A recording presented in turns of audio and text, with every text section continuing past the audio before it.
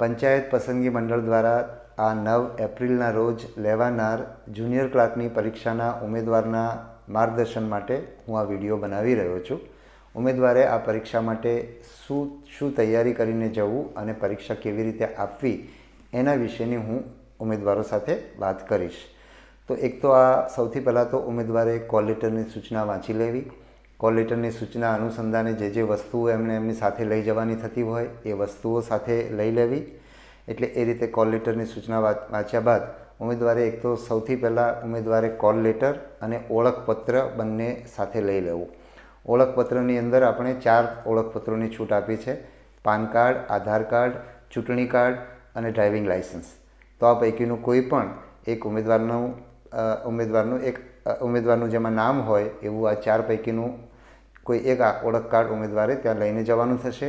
એ જ રીતે call letter પણ લઈને જવાનું થશે અને રસ્તામાં એ ખોવાઈ ના જાય એ રીતે ઉમેદવારે એ લઈને નીકળવાનું થશે। મેં કેટલાક મુદ્દાઓ નોંધી રાખ્યા છે એટલે હું વચ્ચે એમાં જોઈ પણ લઈશ। બીજી મહત્ત્વની બાબત, ઉમેદવારે સમયસર પરીક્ષા કેન્દ્ર પર પહોંચવું। સમય કરતાં સારું એવું વહેલું પહોંચવું, કારણ કે તમે જેટલી ગણતરી કરી હોય એના કરતાં ઘણીવાર ટ્રાફિકમાં સમય લાગતો હોય છે। આપણે ઉમેદવારોએ પરીક્ષા શરૂ થવાના 1.5 કલાક પહેલાં પરીક્ષા કેન્દ્ર પર પહોંચવાનું છે ઉમેદવારોએ, અને મોડામાં મોડા પરીક્ષા શરૂ થવાના 45 મિનિટ પહેલાં સુધી ઉમેદવારોને પરીક્ષા કેન્દ્રમાં પ્રવેશ મળવાનો છે।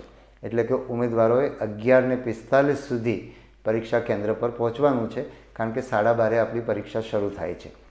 તો હું ઉમેદવારને એ કહીશ કે લોકો 1.5 કલાક પહેલાં પહોંચવાનો પ્રયત્ન કરે, જેથી કોઈ કારણસર વિલંબ થાય તો એમને પરીક્ષા ચૂકી ના જાય। અને ઇવન હું એમ પણ કહીશ કે પરીક્ષા કેન્દ્રમાં ભલે એ 11:45 પહેલાં પહોંચી જાય, પણ છેલ્લી ઘડી પહોંચશે તો એને એક ટેન્શન થશે, દોડાદોડ થશે, એની માનસિક અસર, એના મન ઉપર એની અસર થશે અને એની પરીક્ષા ઉપર પણ અસર થશે। એટલે જસ્ટ 11:45 પહોંચવાની જગ્યાએ ખરેખર 1.5 કલાક પહેલાં ત્યાં પહોંચી જવાનું। તમારું ફિઝિકલ ફ્રિસ્કિંગ થઈ જાય અને તમે તમારા વર્ગખંડ જોઈ લો, ક્યાં બેસવાનું છે એ જોઈ લો, અને સમયસર વર્ગખંડમાં બેસશો તો તમે એકવાર શાંત થઈ જશો અને પરીક્ષા સારી રીતે આપી શકશો। એટલે એ પણ એક મારે તમારું ધ્યાન દોરવાનું હતું। એ સિવાય ઉમેદવારને ચિંતા એ હોય છે કાંડા ઘડિયાળ। તો ઉમેદવાર કાંટાવાળી કાંડા ઘડિયાળ લઈ જઈ શકશે। સ્માર્ટ વોચ કે એવી કોઈ ઇલેક્ટ્રોનિક્સ વોચ અંદર પ્રવેશવા દેવામાં આવશે નહીં। ઉમેદવારો અવારનવાર રજૂઆત કરી રહ્યા છે કે અમને કાંડા ઘડિયાળ, મતલબ કાંટાવાળી ઘડિયાળ, સાદી ઘડિયાળ અમને લઈ જવા દેવાશે કે નહીં। આ ભૂતકાળમાં અમને નહોતા લઈ જવા દેવામાં આવતા। તો મેં આજે પોલીસની જે તાલીમ લીધી છે એમાં પણ તમને જે હું કહી રહ્યો છું એ જ મેં એમને કહ્યું છે કે સ્માર્ટ અને ઇલેક્ટ્રોનિક વોચની છૂટ નથી, પરંતુ સાદી ઘડિયાળ લઈ જવા દેવાની છે। એટલે એ બાબતે નિશ્ચિંત થઈ જાઓ। તમારા કોલ લેટરમાં પણ અમે એ પ્રકારે સૂચના લખેલી છે। બીજું, ઉમેદવારને એની સામાન બાબતમાં ચિંતા છે। અમે તમને સામાન નહીં લઈ આવવા માટે કીધું છે, પણ સ્વાભાવિક રીતે તમે આટલા દૂરથી આવતા હોય એટલે તમારી પાસે સામાન હોય અને મોબાઈલ હોય, એટલે તમને એની ચિંતા હોય એ સમજી શકાય છે। એટલે એના માટે અમે પણ પરીક્ષા કેન્દ્રના મકાનની અંદર અમે સામાન પ્રવેશવા દેવાના નથી, કારણ કે એનો કોઈ દુરુપયોગ કરે તો આપણને એની ગંભીર અસરો થઈ શકે। એટલા માટે આપણે પરીક્ષા કેન્દ્રના મકાનમાં તમારો સામાન નહીં લઈ જઈ દેવામાં આવે એ બહુ સ્પષ્ટ વાત છે, અને પોલીસને પણ અમે સ્પષ્ટપણે કહ્યું છે। પણ જ્યાં પરીક્ષા કેન્દ્રનું જે કેમ્પસ છે એના પ્રવેશદ્વાર પાસે તમારો સામાન રાખવામાં આવશે, જ્યાંથી તમને પોલીસ પ્રવેશ આપશે, અને જ્યાં પોલીસ ઊભી હશે એની બાજુમાં કેન્દ્રના અંદરના ભાગમાં, બિલ્ડિંગની અંદર નહીં પણ કેમ્પસના અંદરના ભાગમાં સામાન રાખવામાં આવશે, જેથી એનો દુરુપયોગ પણ ના થાય અને તમારો સામાન સચવાઈ રહે। તો આ વસ્તુ સામાન વિશેની વાત થઈ ગઈ। પછી હવે ઉમેદવારને પરીક્ષા ખંડમાં મેં કહ્યું એમ સમયસર બેસવાનું છે। પરીક્ષા ખંડની અંદર તમને 12:15 વાગે, એટલે કે પરીક્ષા શરૂ થવાના 15 મિનિટ પહેલાં તમને OMR સીટ આપવામાં આવશે। OMR સીટની અંદર તમારે જે વિગતો ભરવાની છે, તમારો રોલ નંબર લખવાનો છે એ તમારે લખી દેવાનો છે, અને પ્રશ્નપત્ર રોલ નંબર તમારે લખવાનો પણ છે અને એને કુંડાળા ઘાટા કરીને એ રીતે ભરવાનું પણ છે। તો એ કામ તમારે કરી લેવાનું છે, અને પ્રશ્નપત્ર તમારા હાથમાં આવે એ પછી પ્રશ્નપત્ર સિરીઝ લખવાની પણ છે અને એને તમારે ભરી દેવાની છે। કેટલાક ઉમેદવારો એવું સૂચન કરતા હતા કે અમને જે વર્ગખંડ નિરીક્ષકની સહી ને એ બધું કામ છે એ વહેલા કરાવી દેવું જોઈએ, જેથી અમારો 1 કલાકની અંદર સમય ના બગડે. પણ એ અમે એટલા માટે વહેલા નથી કરાવતા કારણ કે પ્રશ્નપત્ર તમારું આવી જાય, તમે તમારી પ્રશ્નપત્ર સિરીઝ બરાબર લખી છે કે નહીં એ પણ વર્ગખંડ નિરીક્ષકે ચેક કરવાનું હોય છે. એટલે આ બધી કાર્યવાહી તમારી પરીક્ષાના સમય દરમિયાન થશે, પણ એનાથી બધાને સરખો સમય જશે. એટલે 1 કલાકનો સમય છે તેની અંદર ધારો કે 1 મિનિટ જતી હોય એની અંદર, તો એ બધાને જશે. એટલે તમને સરખી રીતે તમે સ્પર્ધા કરી શકશો. એટલે એની ચિંતા કર્યા વિના એ કાર્યવાહી એ દરમિયાન થાય એ જરૂરી છે. બીજું, તમારે પરીક્ષાના જે OMR પત્ર છે એની અંદર તમારે ડાબા હાથના અંગૂઠાનું નિશાન કરવાનું છે અને પરીક્ષાનું નામ અને તારીખ લખવાની છે અને તમારી સહી કરવાની છે. આ ત્રણેય વસ્તુ તમારી પરીક્ષાનું OMR ચકાસાય એ માટે આ ત્રણેય વસ્તુ જરૂરી છે. એટલે તમારે એ વસ્તુ કરી લેવાની છે. તમે અંગૂઠાની નિશાન કરો એના વખતે તમે જે પેલા પેડ ઉપર તમે તમારો અંગૂઠો લગાડો અને પછી તમે અંગૂઠો કરી દીધા પછી તમારો અંગૂઠો લૂછી લેવાનો છે, જેથી એની શાહી તમારા OMR પત્ર પર ના પડે. આ પણ અમે OMR ઉપર લખેલું છે. તમને 15 મિનિટ પહેલાં OMR મળી જવાની છે. એટલે OMRના આગળના ભાગમાં અને પાછળના ભાગમાં જે સૂચનાઓ આપી છે એ સૂચનાઓ પણ તમારે વાંચી લેવાની છે. એની અંદર OMR ભરવાની સાચી રીત, ખોટી રીત એ પણ અમે તમને જણાવ્યું છે. તમારે જો જવાબ ન લખવો હોય, તમે એ પ્રશ્નનો જવાબ ન આપવા માગતા હો તો તમે એ વિકલ્પ પસંદ કરશો તો તમને માઇનસ પદ્ધતિ લાગુ નહીં પડે.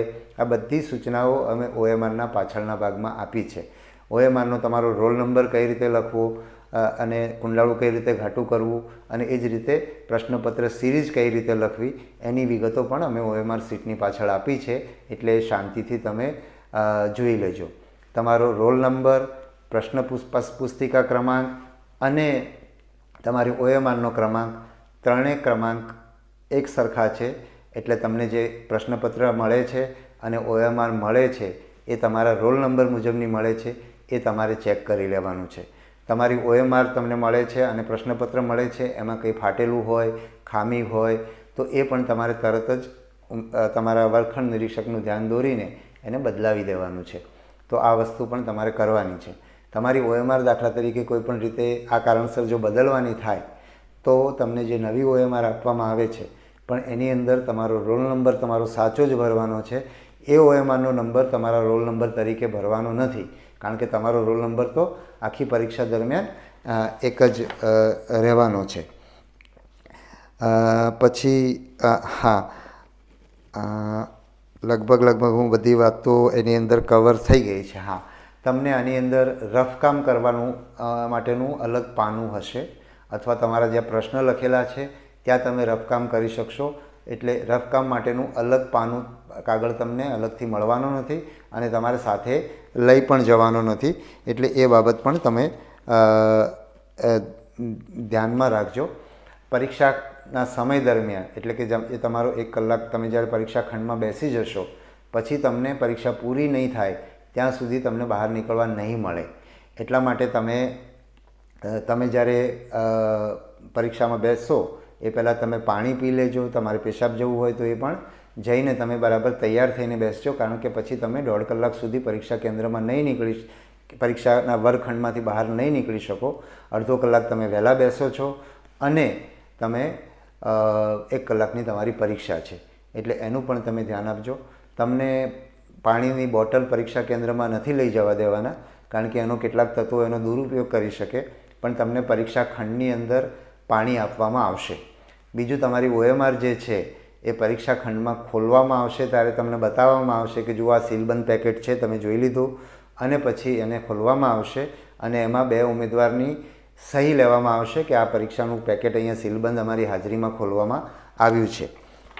એ જ રીતે પરીક્ષા તમારી પૂરી થઈ જાય ત્યારે જે OMR છે એ પેક કરવાની થશે. જે તમે જે OMRમાં તમે જવાબો લખ્યા છે OMR પેક કરવાની છે. એ OMR પણ તમારી હાજરીમાં પેક કરવાની છે અને તમારી હાજરીમાં પેક થઈ છે એ દર્શાવતા 2 ઉમેદવારની એમાં સહી લેવાની છે. એટલે તમારી પરીક્ષા પૂરી થઈ જાય ત્યારે તમારે નીકળી જવાનું નથી.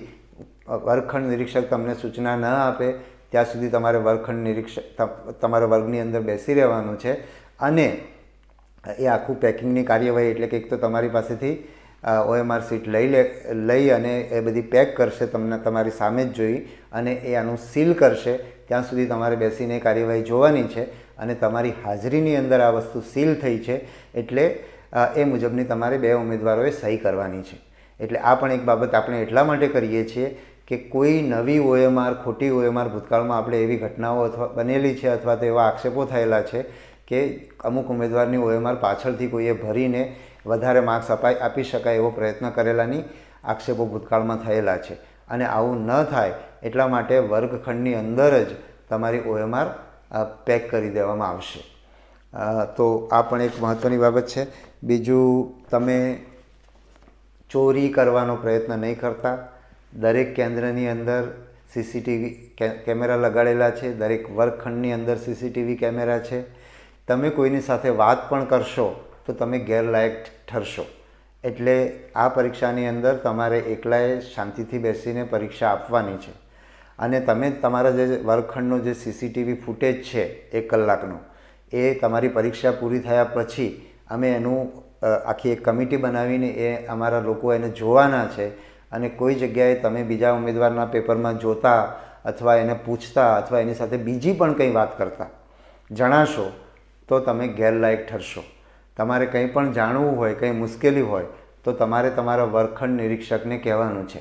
દરેક પરીક્ષા કેન્દ્ર ઉપર અમે એક બહુ સિનિયર એવા રેવન્યુ અથવા તો પંચાયત વિભાગના અધિકારીને બોર્ડ પ્રતિનિધિ તરીકે મૂક્યા છે. એટલે તમે જો કોઈ પણ મુશ્કેલી હોય અને તમે વર્ગખંડ નિરીક્ષકનું ધ્યાન દોરશો, અને વર્ગખંડ નિરીક્ષકની પણ અમે તાલીમ કરેલી છે એટલે એ જ તમારો પ્રશ્ન સોલ્વ કરશે. પણ છતાંય તમારા પ્રશ્નોનો ઉકેલ એમની પાસે ન હોય તો એ બોર્ડ પ્રતિનિધિ છે, એમનું માર્ગદર્શન લઈને પણ તમારા પ્રશ્નનો ઉકેલ કરી આપશે. એટલે તમને કંઈ પણ મુશ્કેલી હોય, તમારી પેન ભૂલી ગયા હોય તો પણ તમારે બાજુના ઉમેદવાર પાસે નથી માગવાની, વર્ગખંડ નિરીક્ષક પાસે માગવાની છે. અને વર્ગખંડ નિરીક્ષક પાસે પેન નહીં હોય તો બાજુના ઉમેદવાર કે બીજા કોઈ ઉમેદવાર પાસેથી લઈને પણ એ આપશે. તમારે પેન માટે પણ વાત કરવાની નથી. આવું કોઈ બહાનું બીજા સાથે વાત કરવા માટે ચાલશે નહીં. બીજામાં તમે જોઈને લખવાનો પ્રયત્ન કરતા હશો અથવા તમને નથી આવડતું એટલે બેઠા બેઠા બીજામાં જોઈ રહ્યા હશો તો એ પણ તમે કેમેરામાં ઝડપાઈ જશો અને એનું તમને ભવિષ્યની પરીક્ષા, તમને એમ થાય કે હું આ પરીક્ષામાં તો આમે પાસ થવાનો નથી તો લાવો ને મને બાજુમાં જોઈ લેવા દો અને હું બહુ તો હું ગેરલાયક ઠરીશ. પણ એવું નથી. તમે આ પરીક્ષામાં જ ગેરલાયક નહીં ઠરો. તમે ભૂતકાળની, ભવિષ્યમાં રાજ્ય સરકારની અન્ય પરીક્ષા, પંચાયત પસંદગી બોર્ડ દ્વારા લેવામાં આવતી અન્ય પરીક્ષાઓ અને રાજ્ય સરકાર દ્વારા ભરતીની અન્ય પરીક્ષાઓ, એ બધા માટે ગેરલાયક ઠરશો. અમે જ્યારે લોકરક્ષકની ભરતીની અંદર CCTV કેમેરા જોયા તો કેટલાક ઉમેદવારો આ રીતે, જે મેં તમને કહ્યું, જે નહોતું કરવાનું એમણે કર્યું હતું, એવા ઉમેદવારો ગેરલાયક ઠર્યા છે અને ભવિષ્યમાં રાજ્ય સરકારની પરીક્ષામાં ગેરલાયક ઠેરવવા માટેની પ્રક્રિયા પણ સરકાર સ્તરે વિચારણામાં છે. એક ઉમેદવાર એવો હતો કે જેના બહુ સારા માર્ક્સ આવ્યા છે અને એના CCTV ફૂટેજ પરથી એવું જણાતું હતું કે એ બીજા ઉમેદવારને પૂછીને નહોતો લખતો, પણ એ બીજા ઉમેદવારને મદદ કરી રહ્યો હતો અને એના કારણે એ પકડાઈ ગયા CCTVની અંદર. અને અમે એમની વિરુદ્ધમાં જે કાર્યવાહી કરી અને એના અનુસંધાને એ નામદાર હાઈકોર્ટમાં એમણે પિટિશન પણ કરી તો એની અંદર પણ નામદાર હાઈકોર્ટે એમની પિટિશન માન્ય રાખી નહીં. એટલે આ બાબતે ખાસ સજાગ રહેજો. તમે સારી રીતે પરીક્ષા આપો, શાંતિથી આપો, કોઈ લાંચ રૂશ્વતમાં જશો નહીં. તમે ડમી ઉમેદવાર તરીકે આવવાનો પ્રયત્ન કરશો તો પણ હવે તો કાયદો પણ બહુ કડક છે એટલે એની અંદર પણ તમે ફસાઈ જશો અને જેલમાં જશો. એટલે આમાં ક્યાંય કોઈ પણ પ્રકારની ગેરરીતિ કરશો નહીં. તંત્ર એકદમ સાબદું કરવામાં આવ્યું છે. અમે બધાને તાલીમ આપી છે અને એ લોકો એકદમ કોઈ પણ પ્રકારની ગેરરીતિ ચલાવશે નહીં એ રીતે એ લોકો સંવેદનશીલ પણ થયા છે. એટલે આ આખી પરીક્ષાની જે વ્યવસ્થા ગોઠવી છે હમણાં એટલે તમને ઘણીવાર એમ થતું હશે અને મારે તમને એ પણ કહેવાનું છે કે આખી વ્યવસ્થા વિશે તમારા મનની અંદર, એટલે તમારી અપેક્ષાથી કંઈકનું કંઈક તો જુદું મળવાનું જ છે. આપણે દરેક જગ્યાએ આપણે જીવનમાં આપણને જે જોઈએ છે એવું એક્ઝેક્ટ ના જ મળે. એટલે જો તમે એની ફરિયાદમાં પડશો તો તમે તમારું શ્રેષ્ઠ નહીં આપી શકો. હું હમણાં જ્યારે આ પરીક્ષા માટે કામ કરી રહ્યો છું તો કેટલાક યંગ છોકરાઓને અમારે ત્યાં કામ કરતા હવે સરકારમાં છે એમને જોઉં છું ત્યારે હું એમને પૂછું કે તમે આ 2-4 વર્ષ 5 વર્ષ પહેલાં તમે જ્યારે પરીક્ષા આપી ત્યારે તમને ખબર હતી કે પરીક્ષા જે સરકાર લે છે, સરકારનો કોઈ પણ વિભાગ હોય એ પરીક્ષા લે છે ત્યારે એ પરીક્ષા લેવામાં એને કેટલી મહેનત પડે છે. એટલે અમે તમને શ્રેષ્ઠ આપવાનો પ્રયત્ન કર્યો છે, બેસ્ટ વ્યવસ્થા અમે કરવાનો પ્રયત્ન કર્યો છે. અમે એટલે કે જિલ્લાના અધિકારીઓએ, અમે તો અહીંથી એક નાનકડું અમે લોકો છીએ, પણ એના કરતાં જે જિલ્લાનું આખું તંત્ર આ કામે લાગ્યું છે અને જિલ્લાના તંત્રના જે વડા છે, જિલ્લા કલેક્ટરશ્રી, એની અધ્યક્ષતામાં પરીક્ષા સમિતિની રચના કરવામાં આવી છે. એમાં એક જિલ્લા વિકાસ અધિકારી, જિલ્લા પોલીસ અધિક્ષક, જિલ્લા શિક્ષણ અધિકારી, નિવાસી અધિક કલેક્ટર, આ બધા લોકો એમાં સભ્ય છે અને આખું તંત્ર કામે લાગ્યું છે. એટલે તમને તમારી અપેક્ષા મુજબ કંઈ ના મળે તો તમે એનો સ્વીકાર કરજો અને આ તંત્ર જે મહેનત કરી રહ્યું છે એનો તમે જો કૃતજ્ઞતાનો ભાવ રાખશો તો તમને બહુ સારું થશે. મને પણ હું હમણાં જ તાજેતરમાં જ મેં 5 વર્ષ સુધી હું LLB ને LLM ભણ્યો છું, તો મને પણ ઘણીવાર મારા વર્ગખંડ નિરીક્ષક માટે ફરિયાદો થતી હતી. જેમ જેમ હું શીખતો ગયો એમ મને દેખાતું ગયું કે મારે તો આ વર્ગખંડ નિરીક્ષક 3 કલાક મારા વર્ગમાં ઊભા રહીને આ પરીક્ષા લે છે, એના માટે મારે કૃતજ્ઞતાનો ભાવ રાખવાનો છે. અને મેં કૃતજ્ઞતાનો ભાવ રાખવાનું શરૂ કર્યું તો મેં એ જોયું કે વર્ગખંડ નિરીક્ષક તો મારી અપેક્ષા કરતાં પણ સારા મળવા માંડ્યા. પણ પછી મને ખરેખર તો એ સમજાયું કે વર્ગખંડ નિરીક્ષક તો આ રીતે જ કામ કરતા હતા, પણ મારી ફરિયાદો જ જે મને દેખાયા કરતું, દરેકમાં મને ભૂલ દેખાતી હતી, એની જગ્યાએ મને એમની સારી વસ્તુઓ દેખાવા માંડી છે. અને મને સારી વસ્તુઓ દેખાય છે એના કારણે પરીક્ષા ખંડની અંદર મને મન શાંત રહે છે અને મારું પૂરેપૂરું ધ્યાન પરીક્ષાની અંદર જાય છે રહે છે અને હું પરીક્ષામાં સારામાં સારું મારે જે આપવાનું છે એ આપી શકું છું. એટલે અમે અમારો આપવાનો શ્રેષ્ઠ પ્રયત્ન કર્યો છે. તમે તમારું આપવાનો શ્રેષ્ઠ પ્રયત્ન કરશો તો ચોક્કસ તમે સફળ થશો.